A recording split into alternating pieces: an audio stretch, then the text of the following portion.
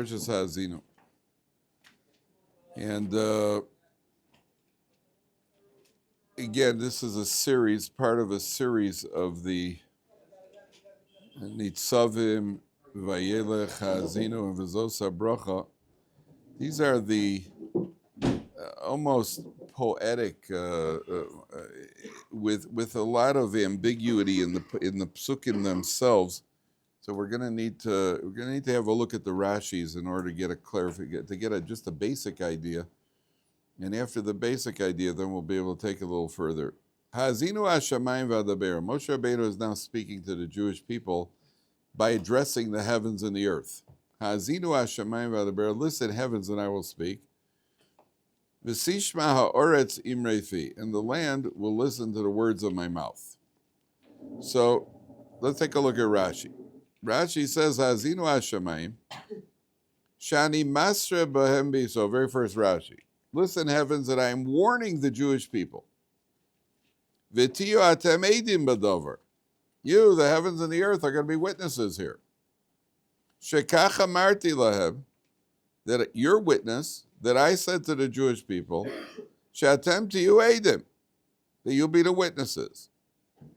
V'sishma ha'oretz.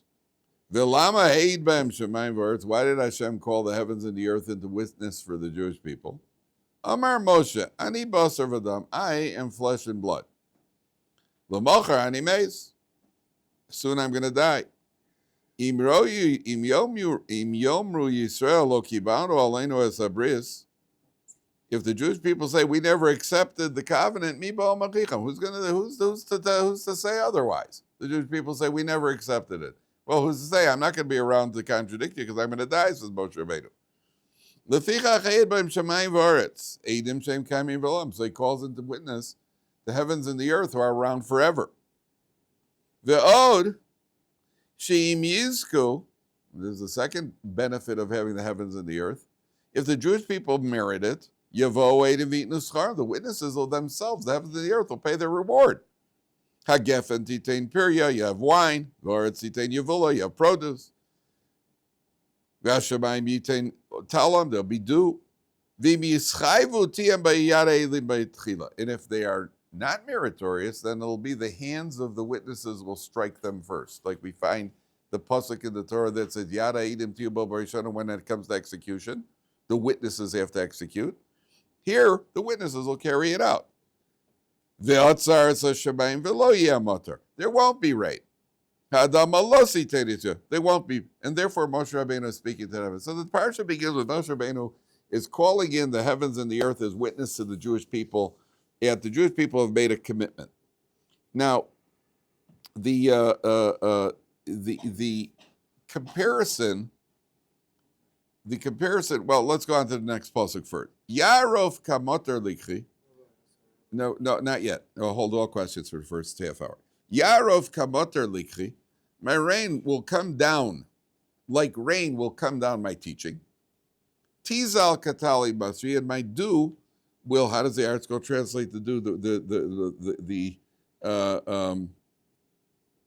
My utterance. No, tizal will flow. That's what my dew. My words will flow. Kiseirim aledesha, like storm winds upon vedet chachin, which makes it grow. V'chirvivim ale esav, and like raindrops upon blades of grass. That's how the article translates it. Okay, so Moshe Rabbeinu says, "My words, my teaching should come down like the rain," which is obviously speaking about the Torah. And so the Mefarshim over here talking, what's the parallel between Torah and rain? What's the parallel between Torah and dew? Obviously, there's some sort of parallel. Moshe Rabbeinu is saying that my words, which is the Torah, should come down like rain, and my what I speak should come down like dew. And what's going on here? This needs to be understood. The first thing is that when rain is obviously the most basic ingredient needed for life. Water is the most basic ingredient needed for life, and that's why we find that the Torah is always compared to water. Because food you could do without food for a long time. You could go with food for weeks at a time. Can't go without water for more than about 2 or 3 days. So Torah is rain. Torah is water. Water is life. Number one. Number two, there's a parallel between Torah and this we've spoken about many times. When there's no police department, or there wasn't a police department in Bnei Brak for years. They didn't have their own police department, a city of over 100,000 people, and there was no police department. Why not? Why was there a police department in Bnei Brak? Because there was very little crime in Bnei Brak. Why was there very little crime in Bnei Brak? Because people were involved in Torah, people were involved in learning Torah, and Torah had an effect on them. Now, the effect that the Torah had on the people, I'm using Bnei Brak as an example, but the effect that it could be in Lakewood, and it could be in Mattersdorf, and it could be in other places. Eventually, they brought in a police department because people were coming in from outside Bnei Brak and burglarizing. But they did in hard crime in Bnei Brak is when you come late to davening. That's and if you're a multiple offender in Bnei Brak, means that you just forgot to say Alamichia a couple of times. There's no violent crime, that sort of thing. I heard it once in a while, but it wasn't. Then compared to others, how does that happen? The answer is that people are watered by Torah. But the same way that when you water the lawn or you water crops, you don't see the effects right away. You see effects right away. It takes time. People grow. When you see big tzaddikim, they didn't start out as big tzaddikim. They started out as people who learned Torah. They learned more Torah. And eventually you get the Rabbi Moshe Feinsteins of the world. You get the Rabbi Chaim Kanievskis of the world. You get the people. They didn't start out that way. But they were constantly watered. And every bacher in yeshiva who you see, who's developed in yeshiva, it didn't happen overnight. You guys didn't start this way. You've all advanced. You've all developed. It didn't start way. You've been watered by Torah. We've all been watered by Torah. None of us started this way. We're all trying to advance. We're all trying to move. The Torah waters us. On the other hand, there is an effect. We see the effect, number one. Number two, when rain hits the earth, when it waters the crops, that's still not enough. What's left to be done? What do you need to do after the rain waters the crops? It's got to work the soil. So when it comes to learning Torah, so on the one hand, the Torah is going to have an effect on us. On the other hand, we have to work at it. You have to figure out what the Gemara is saying. You have to review the Gemara. Then you have to see the Tosos, and you have to try to understand it and write it down and review it. It's not an easy. It takes studying. Let's face it, studying Torah, studying Gemara, it takes a lot of stamina. It takes a lot of drive. It takes a lot of stamina. The same way that a farmer working the earth with the assistance of the rain takes a tremendous amount of work. I tell you, there was a guy in the United States Army who he had been in the United States Army, and he was getting a pension. Is that what they call it when you get paid? He was getting a pension. He was a Jewish guy. He was getting a pension. And eventually he went to the review board, the military review board, and they asked him, what he's doing. He said that he retired from he retired from his job, and he's studying Torah. So they said, well, that's great, but you're not going to qualify. You're not disabled. Apparently he was disabled for a while. Then I don't remember what it was, but they went to the review board. They said, you're not entitled to your military pension anymore. It's only if you fulfill certain circumstances. What are you doing right now? I'm studying independently. What do you say? So I said, what are you studying? So I studied Torah. The guy said to him, what's that? He says, well, when you study Torah, it turns you into a Talmud Chacham. So the head of the military tribunal says, okay, reinstate his pension. A non-Jew. It's a non-Jew. He said, reinstate his pension. So they said to him, why? He said, because I was a commander of a submarine in World War II. And we had these two Jewish guys. And it was very difficult in the submarine. The air is tight. Everything is tight. Everything is. And these two Jewish guys were always in a good mood. Everybody else was down. Everybody was low. Everybody was good. And one time I saw these guys, they're in their private berth. They had these two big volumes in Hebrew. And I said to them, what are you guys doing? He said, well, we're studying the Talmud. He says, why? He says, well, when you study Talmud enough, it makes you into a Talmud Chacham. So he says, I don't know what this Talmud Chacham is. I have no idea what it is. But I know it's a good thing. This guy wants to be a Talmud Chacham. He's getting his pension. That's what it is. Now, what happened? He doesn't know. I don't know. At the end of the day, it's having an effect on us. At the end of the day, it's having an effect on us. That's number one. Number two, the idea of heavens and earth. Two aspects of Torah. What's heaven and what's earth? Anybody know? What's a guess? Can we make it a little colder in here? What's heavens and what's earth? Heaven is spiritual, earth is physical. That's certainly true. And according to some, it represents the neshama and the body. According to the Chassam Sofer, this alludes to the neshama and the body. And the heavens and the earth, what's the connection between the heavens is completely spiritual. Earth is physical. What's the connection between them? The connection between them is man. Right? We are the connection between heaven and earth. But the only way that we can maintain, because if it's only our physical body, connection's not fair, because then we're leaning in direction of the earth because we're physical. So what do we do in order to even things out so that we become the connection between heaven and earth and even things out? We have to study Torah, because study is spiritual. So the Torah is the part that stabilizes, or at least neutralizes to a certain extent, the animal within us. And therefore man is he's the middle ground between heavens and earth. Remember, our neshama comes from heaven, our body comes from earth. We're the connection. But in order to maintain the balance, because our body dominates, so we have to study Torah in order to maintain that balance. So there is an idea like that. But heavens and earth also represents two aspects of Torah. There's Torah Shebiksav and Torah Shebal Peh. Now, which one do you think represents which? Heaven is Torah Shabbat Peh, earth is Torah Shebiksav, which is what I knew you were going to say. And it's exactly this. You're exactly correct, but the opposite. The heavens, what do you say? Isn't Shabbat also representing night? And Before we get there, right. Between heavens and earth, which one is Torah Shebiksav, which is Torah Shebal Peh? And why? Oral Torah, why? Good, it's true. What you're saying is true. Where did the written Torah come from? In a block, in the luchos, which according to the Gemara, the luchos contained all the commands on them. That came down from heaven. Once it's down here, what do? Once it's down here, we have to produce what you were mentioning today, the 13 principles, chidush, innovation, our own contribution. That's Torah Shebal Peh. That's down here. Hazinu Hashemayim, Shemayim is Torah Shebiksav, because that's what the written Torah came down, the luchos came down. That's why Rabbi Yeshua in the Gemara, when they had the argument, the Gemara Bab Metzia says, they were in the Beis Medrash. And an argument in the Beis Medrash came up. I wanted to mention this last week, we didn't have a chance to get to it.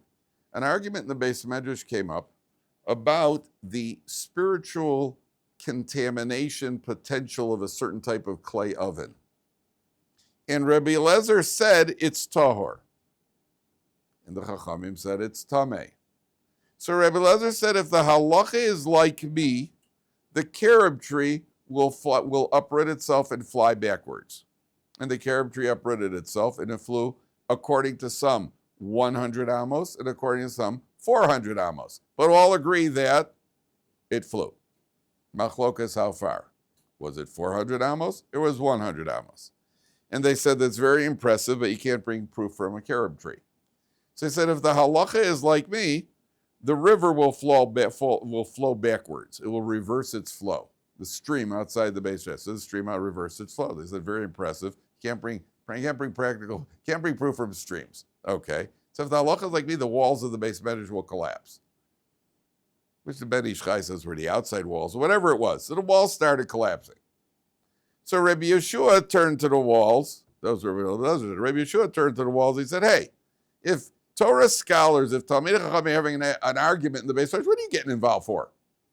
The Gemara says the wall stayed in a bent position out of deference to Rabbi Eliezer, because he said fall, out of deference to Rabbi Yeshua, he said don't fall. So they stayed in a bent position. So Rabbi Eliezer said, if the halacha is like me, a heavenly voice will come out and announce that the halacha is like me. A bas kol emerged and said, why are you starting out with Rabbi Eliezer? The halacha is like him everywhere. That's pretty impressive. So Rabbi Yeshua stood on his feet. Gemara Bab Metzia on Daf Nun Tes. Rabbi Yeshua stood up on his feet and he said, Lo ba shamayim hi. Torah is not in heaven. It means you gave it down to us on earth. We have rules down here about how to interpret Torah. And the rule is that the majority rules. The qualified majority. The qualified majority. You have a qualified Sanhedrin. They're arguing about a halacha. What becomes the halacha? Whatever the Sanhedrin paskins based on the majority. And the majority holds that it's tameh. And they excommunicated Rabbi Eliezer for arguing too vehemently. They excommunicated him. And then the Gemara says, one of the sages met Rabbi Eliyahu Hanavi, met the prophet Eliyahu. He said to Eliyahu Hanavi, what was Hashem doing at that point when this argument was going on? And Eliyahu Hanavi said, Hashem laughed. And he said, Nitzchuni banai, my children have defeated me, my children have defeated me. That's what the Gemara says. And he laughed. Now, we got several problems here. Problem number one is that Rabbi Eliezer also knew this rule, didn't he? He knew the rule that you follow the majority. Why was he arguing? He said, accept my position. And he tries bringing in, supernatural occurrences over here. What was happening with him? What was his deal? Number one. Number two, why would Hashem bring a heavenly voice to support him? And then have Rabbi Yeshua get up and say, Lo b'shamayim. And number three, what does it mean that he says, he laughs and he says, Nitzchuni banai, my children have defeated me. You're happy or not happy? What's going on here? Whole thing doesn't make any sense. Anybody got an idea? The answer is like this. Imagine a father is learning with Torah with his son. Father teaches his son, and the son's 8 years old, 9 years old. You're helping him with the Gemara, 11 years old, 12 years old. And the kid's a little older. One day you're learning at Tosfos, and the kid's actually at a level where he's starting to get better. And he actually bests the father in his understanding of the Tosfos. How do you think a father feels at that point? He's happy. You're teaching your kid how to play chess. My father, Ova Shalom, never let me win a board game. He never let me win anything. He said, when you beat me, you'll know that you beat me. When you beat me, you'll know that you beat me. But I'm not going to let you win. And, somebody wanted to let kids win when he's 2 years old, 3. But once I get, he said, I'm not going to let you win. What's the point of letting you win? That way, when you beat me, which didn't happen, not at chess anyway. Ping pong, yeah, not at chess. But when I won, I knew that I beat him. I knew that I won. At that point, the father has the greatest joy. My son has gotten me. The Gemara says there's two people that are never jealous of somebody else. A father is never jealous of his son, and a Rebbe is never jealous of his Talmud.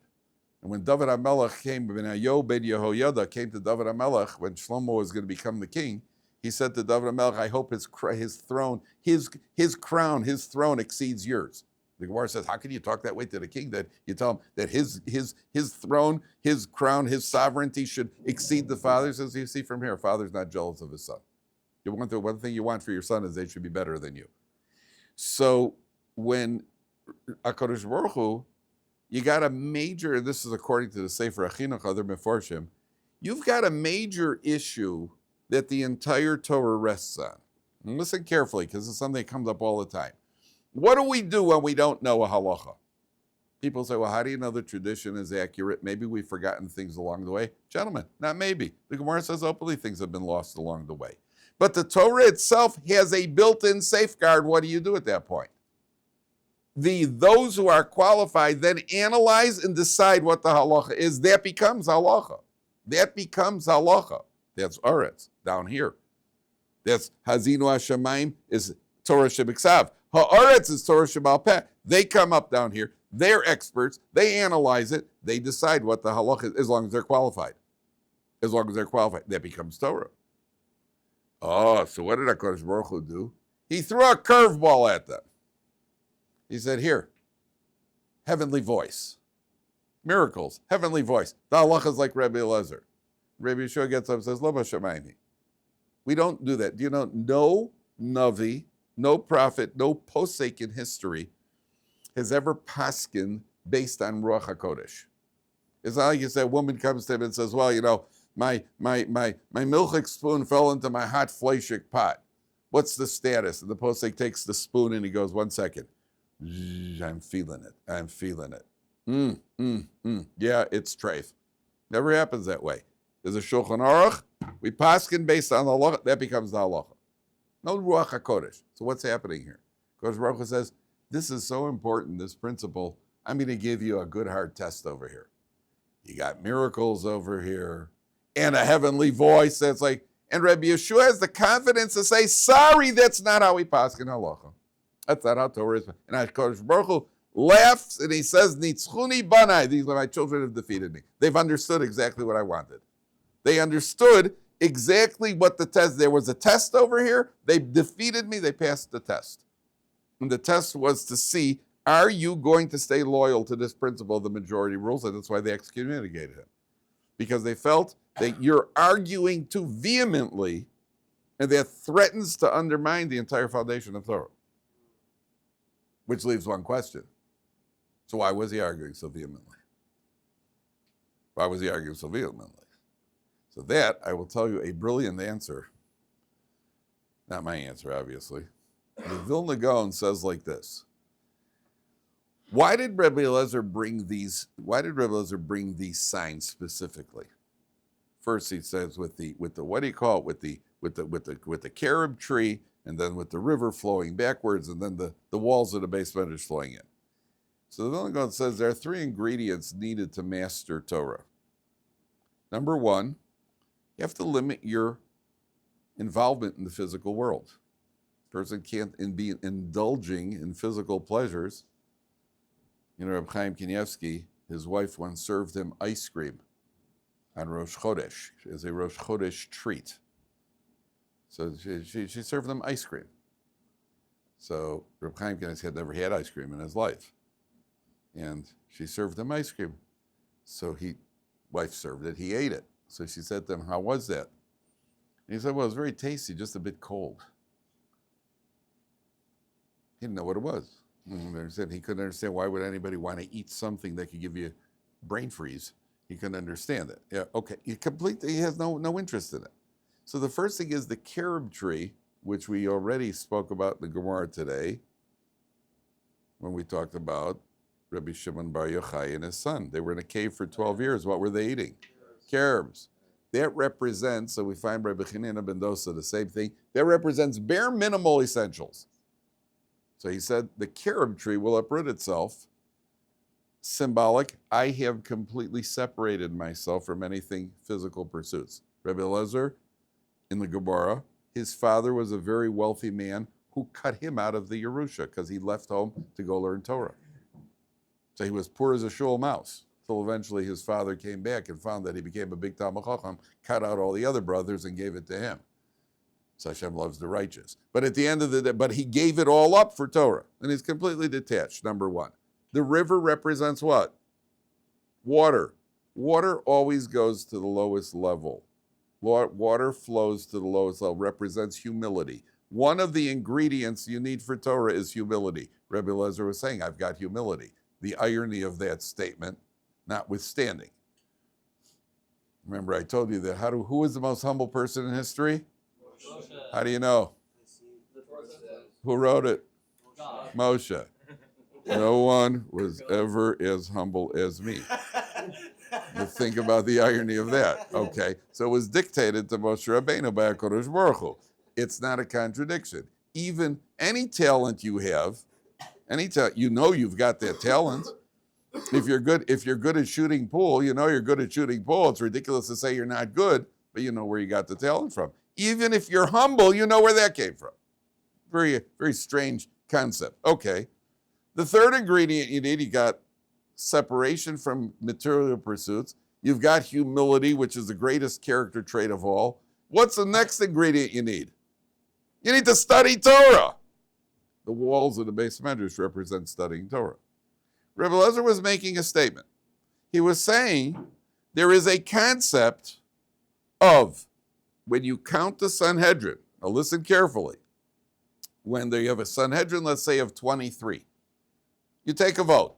Now, the way they sat in the Sanhedrin was in the order of expertise, And when they took a vote, they often started from lowest ranking to highest ranking so that the lower ranking ones won't be influenced by what the higher ranking ones say. But each one is worth how much? One vote. Yet there is someone who sometimes outranks an entire Beis Din. So for example, if we were debating a halachic question, and we all came up with an idea, we all agreed, the answer is that it's osir. And then Reb Moshe Feinstein Zatzal would walk into the room, and he would say it's mutter. What would happen? We are completely negated in favor of his opinion, because he's what's called a mumche l'shel Beis Din. He's completely a different category. He's not it's not a bunch of major leaguers. Some are better, some are worse. It's a bunch of minor leaguers where one major leaguer steps in, and he's a different category. Rabbi Eliezer was saying, you're right, we follow the majority, except if there's somebody in a different category, and I'm in a different category. And the Chachamim were saying, you are in a different category, but not out of our category. That was the machlokas. That was, is he worth one vote or he overrides everybody? You know, they once said, imagine you lock 1,000, there are 100 cows in a room, and you lock the front door with a key. Will the cows figure out how to get out by unlocking the door? No. So you know what we're going to do? We're going to add another 100 cows, because that'll add some more brain power. Will they figure out how to get out of the room? No.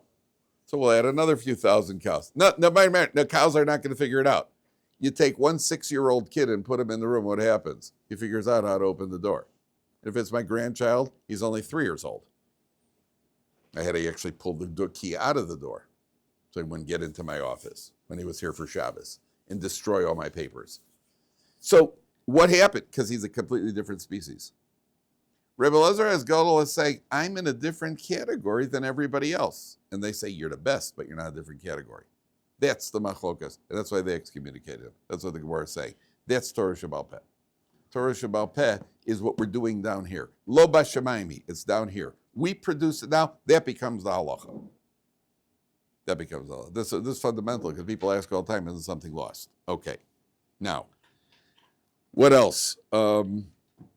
Reb Moshe Feinstein says that this saddles a Rebbe with responsibility. Excuse me 1 second. A Rebbe has, what's the difference between rain and dew? So the Gemara itself says rain, not everybody enjoys rain. If you have somebody who's out on the street and it starts pouring, he's not so happy about rain. Rain can sometimes be unpleasant. Dew, everybody likes, kind of the fresh morning dew, especially Mountain Dew, the drink. Mountain Dew. Yahoo! Remember the commercial? Yahoo! Mountain Dew. Did you ever hear that? That was the commercial. And here's, I don't know if you are aware of this, Mountain Dew, although clear, has more caffeine than any of the colas. Loaded with caffeine. I didn't know that. Had I known, I would have drank more of it. So there's a what do you call it? Did you know that? Mountain Dew. Mountain Dew is known for apparently is what's like the original energy drink, which nobody knew about. No wonder the kids got all hyper. So the Reb Moshe Feinstein says when a Rebbe has a dual responsibility, and the dual responsibility is that on the one hand, he has to teach a lot of Torah, like rain. On the other hand, he has to make sure to do it pleasantly, like dew. Rain is the power. Rain is what makes things grow. Rain comes down in torrents. But rain can be unpleasant. Reb Moshe Feinstein says, the Torah is teaching you over here, a Rebbe, the same way that HaKadosh Baruch Hu brings down the rain as a energy to help out to growth, the Rebbe has to teach his Talmidim. But he's got to do it. It's not easy to be a Rebbe. He has to teach a lot, but he's got to teach it like dew. It's got to be pleasant. And if it's not pleasant, the key to having the next generation follow in Yiddishkeit is always going to be the pleasantness. It has to be sweet. It has to be pleasant. Whether it's students, whether it's family, whether it's children, it has to be pleasant. Okay. Then the Gemara says like this. Ki Shem Hashem Ekra, the Torah says, when I call Hashem's name, Havu Godel Leilokenu. Okay. This is the source This pasuk, the Gemara says, is the source for making Birkas HaTorah. We make brachas before we learn Torah. Get up in the morning, we make the Asher Bachar Banu, and we make Asher, what do you call it? Veharevna, please make it sweet. Birkat HaTorah. I had a friend of mine who told me he was once on a plane. There was a Hasidic guy sitting next to him. They were on the plane, and it was, got daybreak, and, that's time to make Birkas HaTorah. They slept apparently on the plane. So my friend is a frum guy, both frum guys. He said he heard this Hasidic guy on the plane. He goes, V'ha'arevna Hashem Elokeinu es divrei soroscho.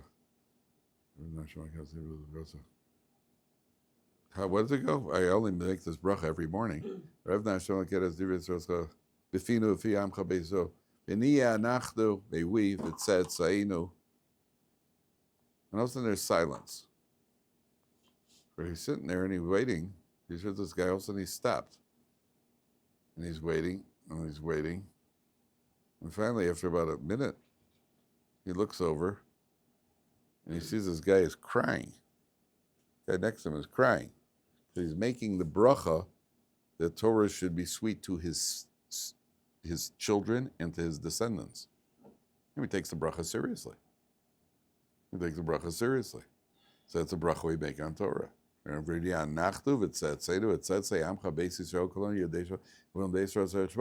it's v'ha'arevna. Make it enjoyable. Make it pleasant. Make it palatable. Number one. Number two, there's a big question. When you eat, do you make an after bracha? Depends how much you eat. Al-motzi, al-michya, whatever it is. But you make an after bracha, right? You make it when you learn. You make an after bracha? Yeah. You do? No. What's the after bracha on learning? We never make it. We never bench on learning. Why not? Oh, that's right. It never ends. Learning never ends. In other words, when are you finished? We're not finished. We're taking a break. We're taking a break right now. It doesn't mean at all hours of the day, when we're able to, we have an obligation to learn. It's not like we finished. It's just that we finished this session. We didn't finish learning. You never finish learning. And when I was at camp, because eating you do finish. You get to a point, I can't eat anymore. We never get to a point where you can't learn anymore. Get to a point where we don't learn anymore. Most of the time, you're tired, but that doesn't mean that I'm fitted, that I'm satiated with learning. I'm just not at the point. You're not. You're done. You're full. I would like to. When most of the time after I finish eating, I don't even think that I'd like to eat more. I don't want to eat more. I can't even look at this stuff. I'm done. When I'm learning, I'm never done learning. I wish I could learn more. I'm just tired. I wish I could learn, but I'm just tired. What should I do? I got to go to work. I'm not finished learning. And that's why when I was at camp, I was a kid when I was 9 years old. This is all the camps do this. So, you go to these camps, they have, for the frum kids, they have like a learning session, and then they have the activities. How do they stop the learning session? So I remember the first time I was 9 years old, I went to a camp. We'd have the learning session, then they would have the announcement on the loudspeaker, time for learning never ends, time for learning never ends, first activity in 10 minutes. That's how they announce it. Yeah, that's how they announce it. Time for learning never ends, which is true. So there's no after bracha. Okay, guys, we're going to call it a day for today. I'm not feeling that well. So we'll call it a day, and Bezer Hashem will continue tomorrow.